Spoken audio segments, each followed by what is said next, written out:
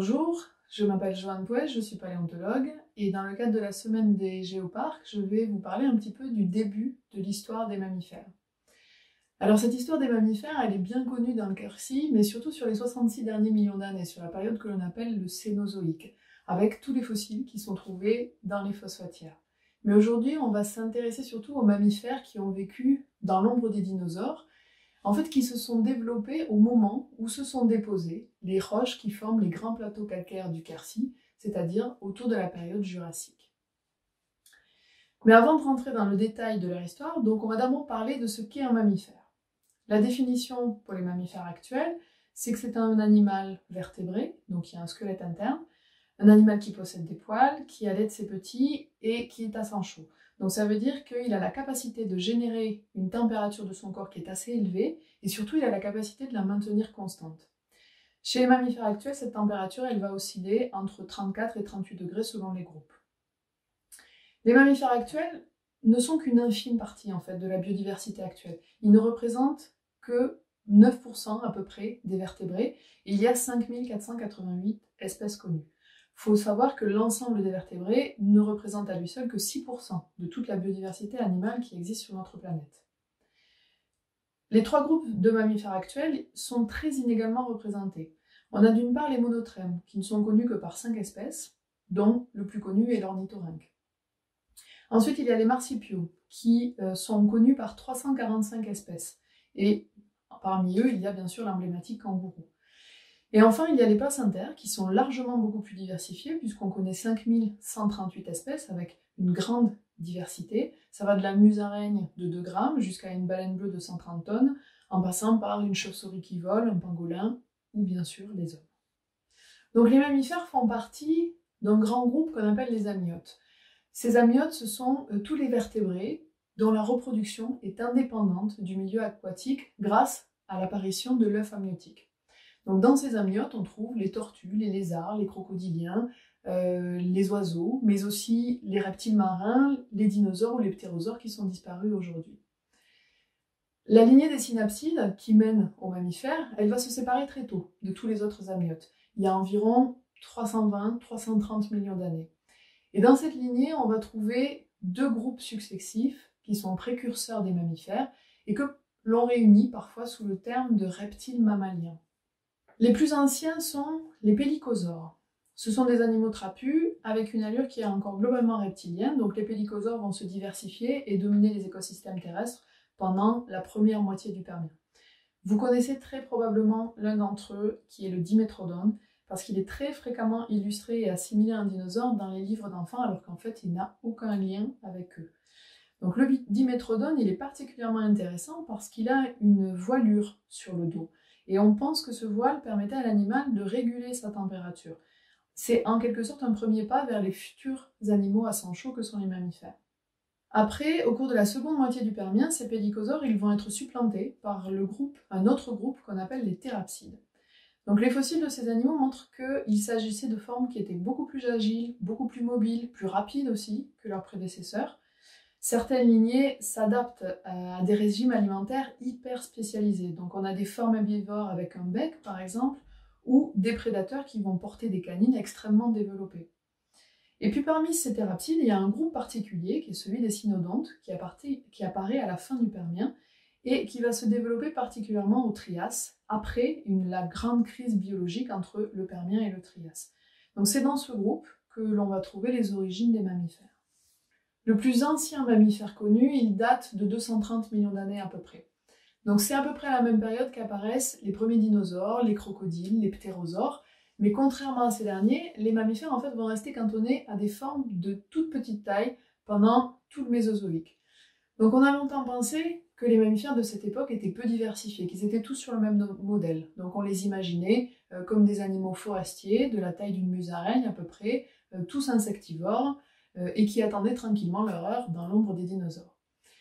Depuis 20 ans, il y a eu de nombreuses découvertes de fossiles exceptionnels, notamment en Chine, et puis il y a eu aussi des avancées technologiques, comme la tomographie 3D, qui ont permis de se rendre compte que ces mammifères, dès le Mésozoïque, étaient très diversifiés et avaient expérimenté des modes de vie et des régimes alimentaires extrêmement variés. D'un point de vue écologique, on rencontre au Mésozoïque des mammifères qui ont des modes de vie très différents. Donc il y a des animaux qui sont franchement terrestres, bien sûr, ça c'était le schéma de base, mais il y a également des formes qui sont beaucoup plus arboricoles, très agiles. Il y a des mammifères planeurs qui apparaissent, il y a des mammifères fouisseurs, et on rencontre même des formes de vie qui sont adaptées à la vie aquatique et qui rappellent beaucoup nos castors ou nos loutres actuels. Et puis on connaît également quelques espèces qui devaient être plus grosses que ce qu'on pensait, qui devaient atteindre les 10 à 15 kg, et notamment un mammifère carnivore dont l'estomac contient les restes d'un petit dinosaure. Donc toute cette diversité, elle s'est développée en plusieurs phases. Donc dès le Trias et au début du Jurassique, on a plusieurs groupes qui apparaissent, qui ont des formes très variées, qui sont des formes de transition et que l'on réunit souvent sous le terme de mammaliaformes. Très tôt, dès le début du Jurassique, on a une lignée, celle qui mène au monotrème actuel, qui s'individualise. Ensuite, au Jurassique moyen, il y a plusieurs grands groupes qui apparaissent, qui se diversifient, qui sont représentés en jaune sur ce schéma. Et ces formes constituent en fait l'essentiel de la biodiversité des mammifères qu'on va rencontrer au cours du Jurassique et au cours du Crétacé.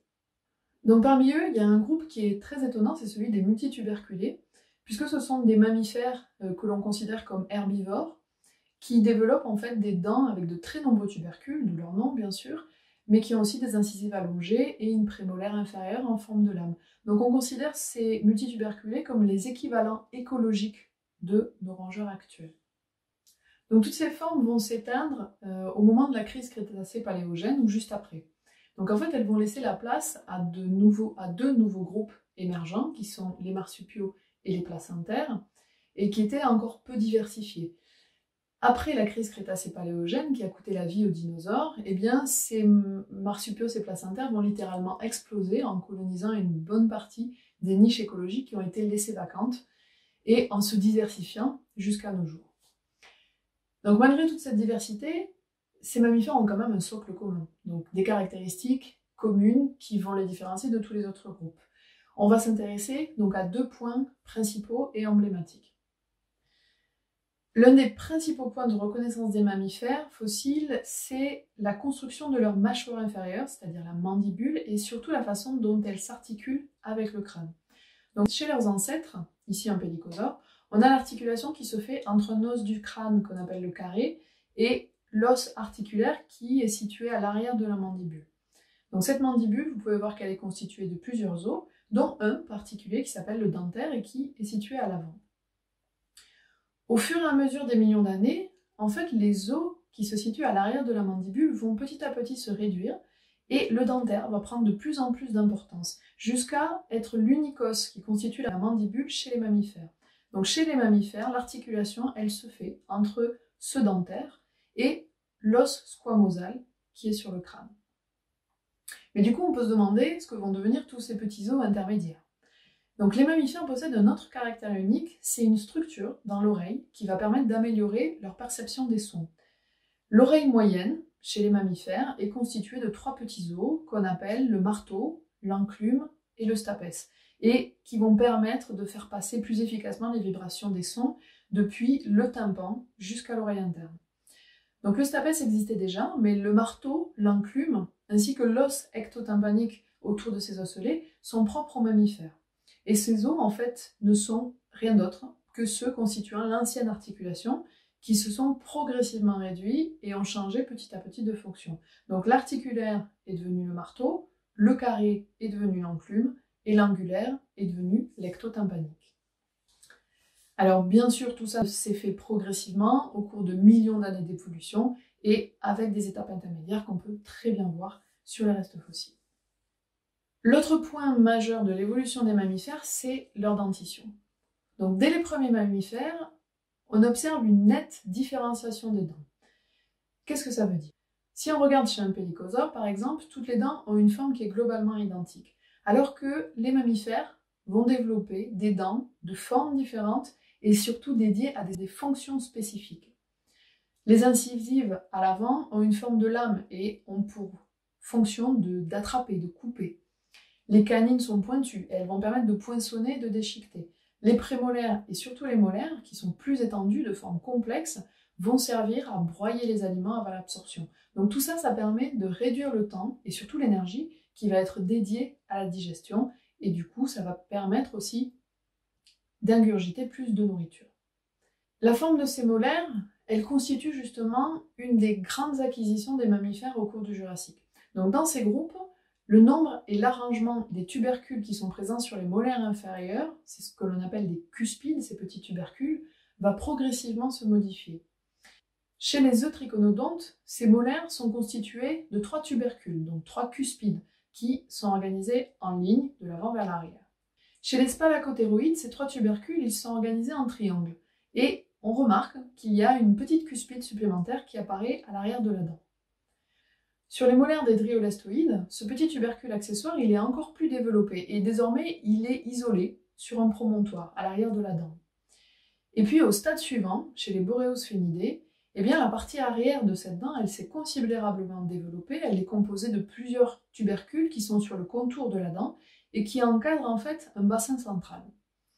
Ce modèle, c'est ce que l'on appelle une molaire tribosphénique. Donc elle est constituée à l'avant de 3 tubercules qui sont organisés en triangle, en pyramide, qui s'appelle le trigonide, et puis à l'arrière un bassin que l'on appelle le talonide.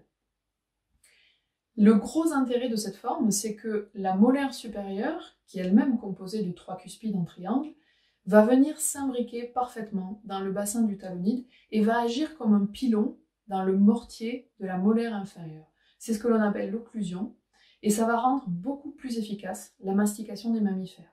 Et c'est à partir de ce patron initial que vont se développer et se diversifier tous les marsupiaux et placentaires au cours du Cénozoïque jusqu'aux formes actuelles. Mais ça, bien sûr, c'est une autre histoire qui occupera les mammifères et notamment ceux du Quercy pendant les 66 millions d'années suivantes. Donc voilà pour une petite introduction à l'histoire des mammifères. Je vous remercie pour votre attention.